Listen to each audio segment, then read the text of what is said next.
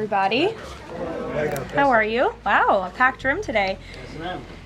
Last night, the Trump administration faced another example of judicial overreach. Using his full and proper legal authority, President Trump imposed universal tariffs and reciprocal tariffs on Liberation Day to address the extraordinary threat to our national security and economy posed by large and persistent annual U.S. goods trade deficits.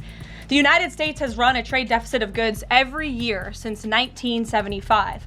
In 2024, our trade deficit in goods exceeded $1 trillion. Everybody agrees this is unacceptable. President Trump is delivering on his promise to fix this problem, and he has taken a long overdue and much needed bold stance for American workers after decades of our manufacturing base being hollowed out. The president's rationale for imposing these powerful tariffs was legally sound and grounded in common sense. President Trump correctly believes that America cannot function safely long-term if we are unable to scale advanced domestic manufacturing capacity, have our own secure critical supply chains, and our defense industrial base is dependent on foreign adversaries. Three judges of the U.S. Court of International Trade disagreed and brazenly abused their judicial power to usurp the authority of President Trump to stop him from carrying out the mandate that the American people gave him.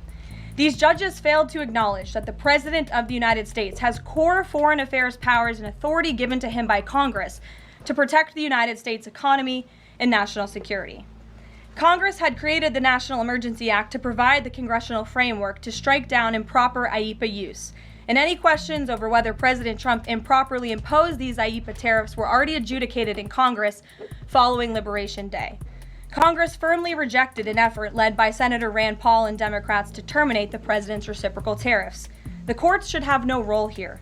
There is a troubling and dangerous trend of unelected judges inserting themselves into the presidential decision-making process. America cannot function if President Trump, or any other president for that matter, has their sensitive diplomatic or trade negotiations railroaded by activist judges. President Trump is in the process of rebalancing America's trading agreements with the entire world, bringing tens of billions of dollars in tariff revenues to our country, and finally ending the United States of America from being ripped off. These judges are threatening to undermine the credibility of the United States on the world stage. The administration has already filed an emergency motion for a stay pending appeal and an immediate administrative stay to strike down this egregious decision. But ultimately, the Supreme Court must put an end to this for the sake of our Constitution and our country. With Congress returning next week, it's critical that Senate Republicans maintain the momentum and quickly pass the One Big Beautiful Bill. The One Big Beautiful Bill will truly make America safe and prosperous. The One Big Beautiful Bill includes the largest border security investment ever. That's why the law enforcement groups are lining up to encourage its swift passage. The National Fraternal Order of Police, the largest police union in the country, just endorsed key provisions of the bill. The FOP president announced their strong support, saying the One Big Beautiful Bill Act is more than legislation. It is a promise kept to the public safety officers across the country and a bold step toward an economy that respects, rewards, and uplifts the people who keep it safe. And the National Border Patrol Council, which represents nearly 20,000 Border Patrol agents, hailed the legislation as well. The group's president said this legislation provides a once-in-a-generation investment in the border security of our great country and will make America safer. The One Big Beautiful Bill will guarantee we can permanently have the safest, strongest, and most secure immigration system in American history. I also want to take the opportunity to debunk some false claims that have been circulating in the press about this bill. The blatantly wrong claim that the One Big Beautiful Bill increases the deficit is based on the Congressional Budget Office and other scorekeepers who use shoddy assumptions and have historically been terrible at forecasting across Democrat and Republican administrations alike. For example, just before Congress enacted the original Trump tax cuts at the end of 2017, the same CBO projected that growth would average a mere 1.9% over the next 10 years. However, by 2019, actual growth had surged to 3.4% once the Trump tax cuts went into effect, exceeding the CBO forecast by nearly 2 full percentage points. The CBO's latest forecast makes the same anemic growth assumptions as they did in 2017, missing the impact of the One Big Beautiful Bill. The CBO assumes long-term GDP growth of an anemic 1.8%, and that is absurd. The American economy is going to boom like never before after the One Big Beautiful Bill is passed. The largest middle-class tax cut in history, massive deregulation, and the most aggressive domestic energy exploration ever will fuel small businesses, further boost private investment, increase workers' wages, and supercharge economic growth. The Council of Economic Advisors has factored in the effects of all these pro-growth policies and estimated in their own analysis that growth will average 3% in the long run after the One Big Beautiful Bill is passed, which is nearly double the ridiculous CBO projection.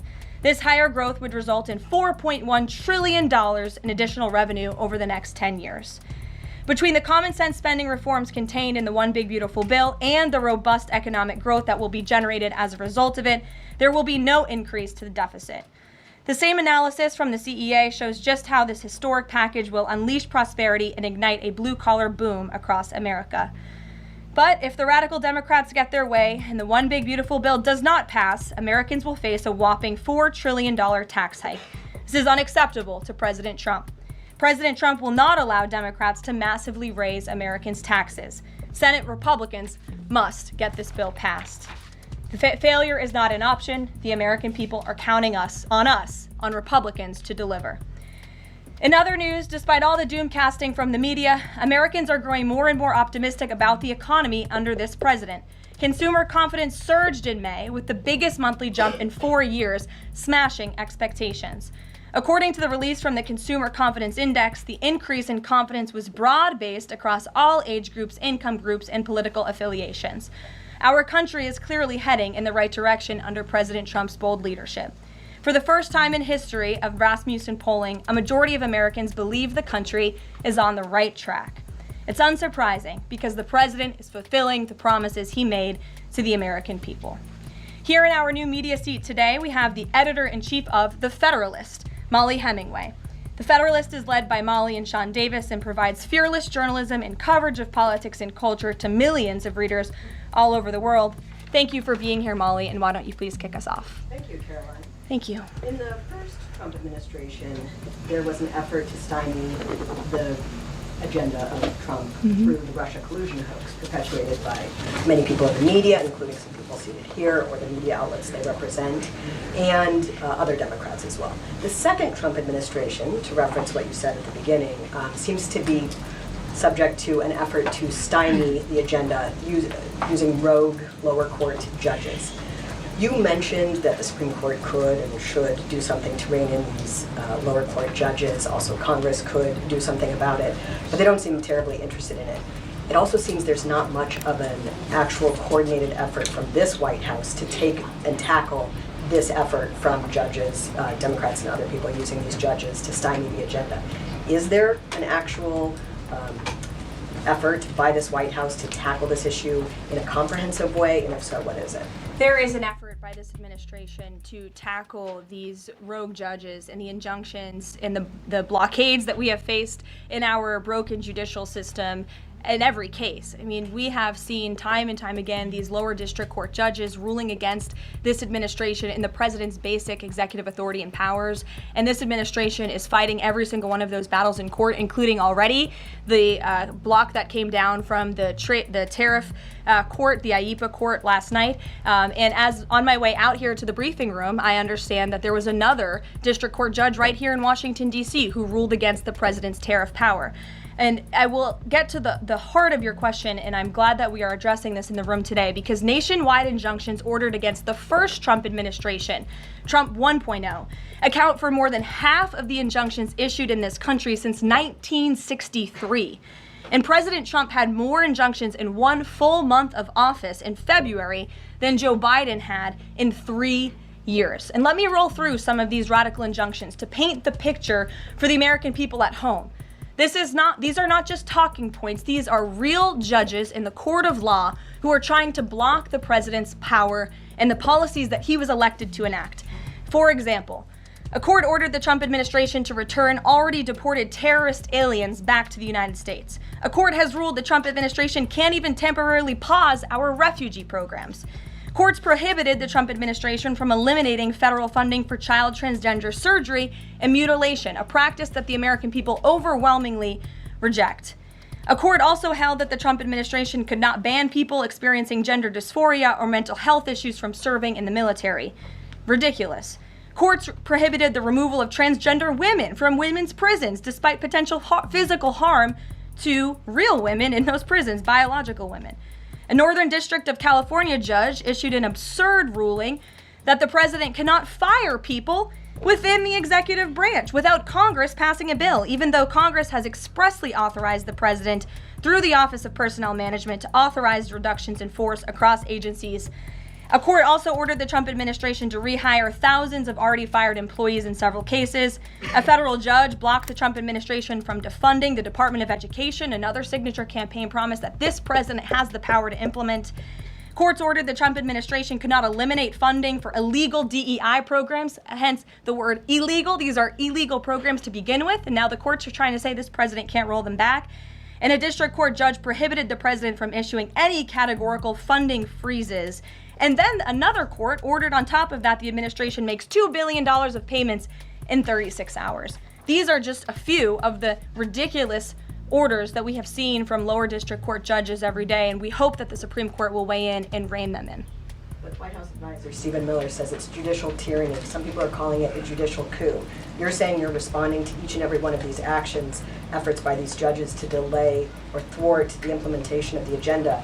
But is there going to be anything more than that, or is it just going to let this operation continue, even though it could delay everything for years until the presidency is over? The administration is operating under the directive given to from the president that we need to comply with the court's orders. He's made that very clear, but we're going to fight them in court, and we're going to win on the merits of these cases because we know we are acting within the president's legal and executive authorities. And thanks for being here. Gabe. Thank you, Karoline. Question on tariffs, but first actually some foreign policy news, some breaking news. Some local Israeli media is reporting that Prime Minister Netanyahu told hostage families that he's accepted a 60-day truce offer. So can you confirm, have Israel and Hamas agreed to a truce? I can confirm that Special Envoy Witkoff and the president submitted a ceasefire proposal to Hamas that Israel backed and supported. Israel signed off on this proposal before it was sent to Hamas. I can also confirm that those discussions are continuing, and we hope that a ceasefire in Gaza will take place so we can return all of the hostages home, and that's been a priority from this administration from the beginning. I won't comment further as we are in the midst of this right now. So to be clear, you don't know if Hamas has accepted it yet? Not to my knowledge, but certainly if that becomes the case and this ceasefire goes into effect, you'll hear it directly from myself, the president, or Special Envoy Witkoff. And, on tariffs, Kevin Hassett earlier this morning, he brushed off a legal ruling, called it a hiccup, and he said that trade deal negotiations would continue. Why would other countries continue these trade deal negotiations given the ruling? Because other countries around the world have faith in the negotiator-in-chief, President Donald J. Trump. And they also probably see how ridiculous this ruling is, and they understand that the administration is going to win, and we intend to win. We already filed an emergency appeal. We expect to fight this battle all the way to the Supreme Court. These other countries should also know, and they do know, that the president reserves other tariff authorities, Section 232, for example, to ensure that America's interests are being restored around the world. But I can confirm that our ambassador for trade, Jamison Greer, already heard from countries around the world this morning who said they intend to continue with these negotiations. Peter. Thank you, Caroline. So many of the president's plans right now are being blocked by courts. If the courts are going to be the ones who are shaping policy, does the president wish he would have just become a judge instead? I think the president would take this job over being a judge, and certainly the president is acting within his authority. He wishes judges would do the same. But so the courts are basically telling you guys they think that the White House's policies, the president's policies, are in some way against the law. So why can't President Trump ask the Republicans that control the House and the Republicans that control the Senate just to make a new law? Well, these laws have already been granted to the president by the Constitution and by laws that have been previously passed. I'll give you another example. For instance, we've been blocked in court for the revocation of visas from individuals who have the privilege of studying in the United States of America. Secretary of State Rubio has simply used his authority to revoke those visas, to revoke that privilege, and we've seen the courts try to block that. So if these judges want to be the Secretary of State or they want to be the president, they can run for office themselves. It should be the other way around. But all of the actions the president has taken rely on legal authorities that have already been granted to him by our nation's existing laws. And on a different topic, there are some folks in President Biden's inner circle, who are now in talks with Republicans in Congress to give interviews about how they may have handled President Biden's decline. Is the president satisfied with aides only sitting for these transcribed interviews, or would he also like to see some kind of testimony from the former First Lady, Dr. Biden? I think, frankly, the former First Lady should certainly speak up about what she saw in regards to her husband and when she saw it and what she knew. Because I think anybody looking, again, at the videos and photo evidence of Joe Biden with your own eyes and a little bit of common sense can see this was a clear cover-up. And Jill Biden was certainly complicit in that cover-up. There's documentation, video evidence of her clearly shielding her husband away from the cameras. They were just on The View last week. She was saying everything is fine. She's still lying to the American people. She still thinks the American public are so stupid that they're going to believe her lies. And frankly, it's insulting, and she needs to answer for it. Ouija. Thank you, Caroline. President Trump was asked what he thought about Elon Musk's claim that the big, beautiful bill increases the budget deficit and undermines the work of DOGE. And the president didn't actually comment on those remarks. He just talked about the need to support the bill. So what does the president think about what Elon Musk said? Well, the president is very proud of the one big beautiful bill, and he wants to see it pass. He wants the Senate to get to work on it and send it to his desk as quickly as possible.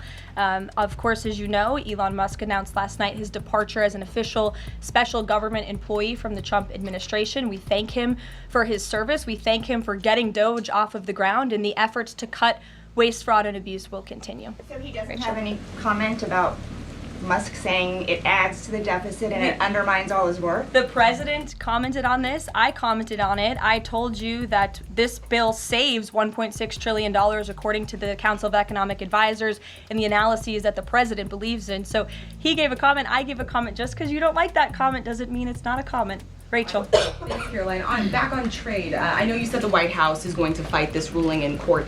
Is the administration actively reviewing other avenues, other options to carry out the president's trade policy? The president's trade policy will continue. We will comply with the court orders, but yes, the president has other legal authorities where he can implement tariffs. However, it does not dispute the fact that the president was right to declare a national emergency when it came to fentanyl and when it came to our crippling deficits and the lack of critical supply chains here at home. That is the reasoning for the president's tariffs. And the court didn't dispute those facts, by the way.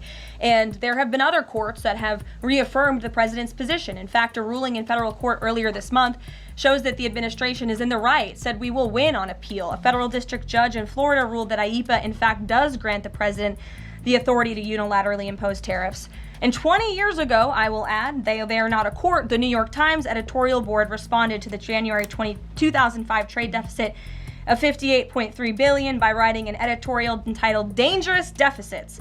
And since then, our trade deficit has more than doubled. The U.S. trade deficit in January totaled a whopping $131.4 billion. So people on both sides of the aisle, pundits, lawyers, legal scholars, politicians have all agreed that it is a national emergency, our trade deficits and our lack of critical supply chains here at home. It's just President Trump was the first president to actually act on it, to restore that wealth and that prosperity to the United States of America. And it's very unfortunate that the courts are now blocking his attempts to do that. Has the administration then reached the point where you are actually asking your economic advisors to start reviewing other avenues to implement the president's trade policy, or do you want to just see this legal process take place for now? We can walk and chew gum at the same time. We are doing both. Josh. The Fed says the president met with the Fed chair earlier today. I'm wondering if you can give us any readout of that meeting. The Fed also says that they discussed the economy. I imagine the president might have shared views on rates as well, but what can you share with us? I can share with you that we saw, the president and I both saw the statement that the Fed put out after the meeting. That statement is correct. However, the president did say that he believes the Fed chair is making a mistake by not lowering interest rates, which is putting us at an economic disadvantage to China and other countries. And the president's been very vocal about that, both publicly and now I can reveal privately as well. Did he speak at all about his plans for that position, but whether he would seek to move Jay Powell out of that position or keep him in until his term ends? No. Okay. Kristen. Ask very quickly on the tariff question. You mentioned Section 232 earlier.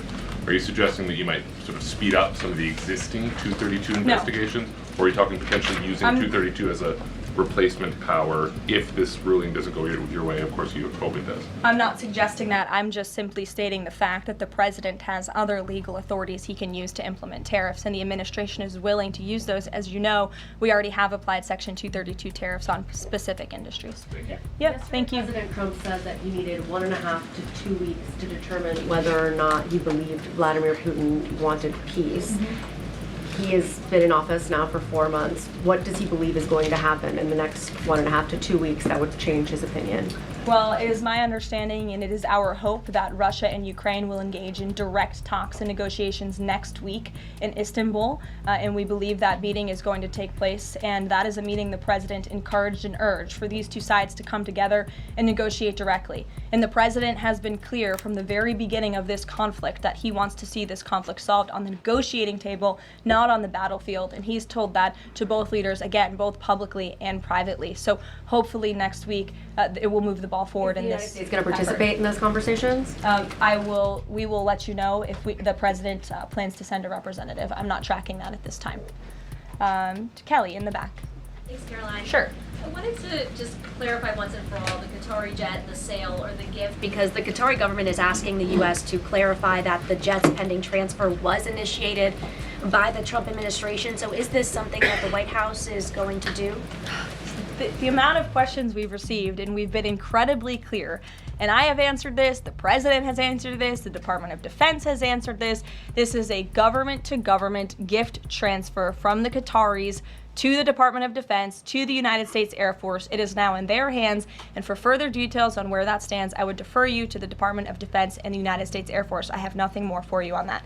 Deanna. Thanks, Caroline. 2 questions, one on the big beautiful bill, one on immigration. Sure.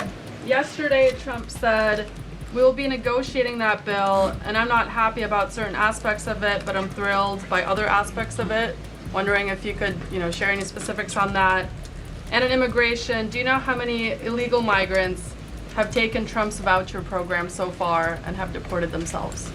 I believe it's in the thousands of those who have chosen the easier route of self-deportation, and we certainly encourage all illegal aliens who are present within our homeland to take that option. It's a much more pleasant option than being deported, and we will deport you if you're here illegally. That's our intention. As for the first question, what the president was speaking about is how this is a great bill. However, it has come as a result of a hard negotiation. It's difficult to get things done on Capitol Hill, but thanks to President Trump, this bill is moving in the right direction, and thanks to House Republicans and the leadership over there as well, who did a great job mediating both sides of the caucus to move this bill to the Senate. And now the president, again, has told his friends on the Senate side and is already engaged in those conversations to get that bill back to his desk as soon as possible. Sure.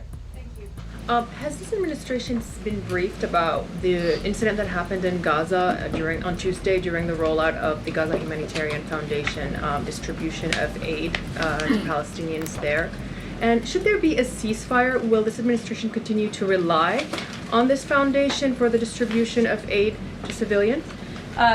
Are you referring, what incident are you referring to? On Tuesday, when the aid was rolled out to Gaza for the first time in many months, and meals and food was given to hungry people thanks to President Trump. Yes, we were briefed on that plan. The president was the reason that aid went into Gaza, and he got the Israelis to support that plan. And I would add that the previous administration rejected such a plan to ensure that these starving and devastated people in the Gaza Strip were given humanitarian aid and assistance. And it was the previous administration that tried to build this pier, if you all remember it. It was brought to my attention this morning, and I thought that's a good point. Why don't I bring that up? Because there's been so much criticism. In fact, it was on the front page of a newspaper this morning about the criticism for this president having a humanitarian heart and giving people badly needed food and supplies. Nobody wanted to talk about how the previous administration failed in that endeavor. They built this pier that cost $230 million. It lasted about 20 days, and more than 60 U.S. service members were injured, as a part of this floating aid pier that did nothing for the people of Gaza. The president is opening up his humanitarian heart to get aid into the region while his team simultaneously negotiates a ceasefire and the return of all hostages. We are moving the ball forward in a positive direction for all people. The president wants to see peace for all people. Jasmine. Thanks so much, Caroline. A notice investigation found that the Hallmark Maha Commission report that was released last week cites studies that appear to not exist. We know that because in part we reached out to some of the listed authors who said that they didn't write the studies cited. So I want to ask, does the White House have confidence that the information coming from HHS can be trusted? Yes, we have complete confidence in Secretary Kennedy and his team at HHS. I understand there were some formatting issues with the Maha report that are being addressed, and the report will be updated, but it does not negate the substance of the report, which, as you know, is one of the most transformative health reports that has ever been released by the federal government and is backed on good science that has never been recognized by the federal government. And a quick follow-up, can you talk about what tools or research goes into production of these kinds of reports? For instance, is it AI that's used to put together these reports now? I can't speak to that. I would defer you to the Department of Health and Human Services. What I know is just what I told you. Lindsay. Thank you, Caroline. Many small businesses that we've talked to since the tariffs have been in place have said what would really help them is a long-term plan so that they can catch up. In light of what's happened now, this trade war with the courts, how will that impact this 90-day window? Will you guys be adjusting that? And how can you help relieve some of these small businesses? Well, I would say nobody understands the needs of business owners, and nobody has the backs of our small business community more than President Donald J. Trump. He believes, I've heard him talk about this with small business owners himself, that small businesses are truly the backbone of our American economy. And that's why the president is supporting the One Big Beautiful Bill. So for those you spoke to who are asking for a long-term plan, big tax cuts are coming their way. No tax on tips, no tax on overtime for their workers, more money in their pockets.